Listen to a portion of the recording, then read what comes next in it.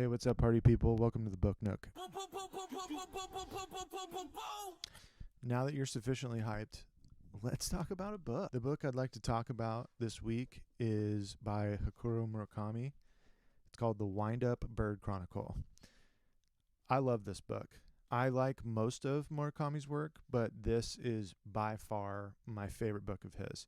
I think the reason is because the way he takes surreal or dreamlike introspection that's happening with the main character and then puts it against the real world happenings around him and what's actually going on, and then the blending of those two things is amazing. It's so incredible to watch that sort of skill take place in writing. And being able to do it is one thing, but being able to make it so that people can comprehend it, I think, is another thing.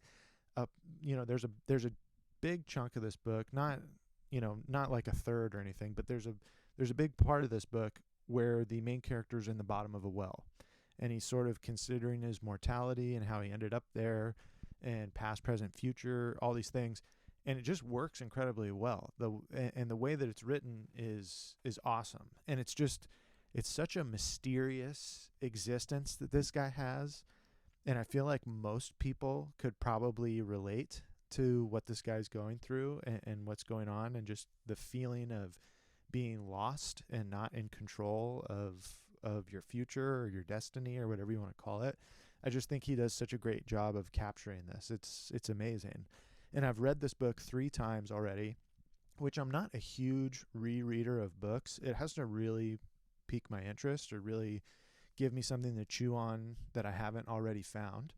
But I couldn't love this book more. It's so cool. The thing about it too is that it does something I really like in writing, where there's characters that show up for 1 or 2 chapters and then they're gone, but they make such a huge impact on what's going on in this guy's life and just the story in general.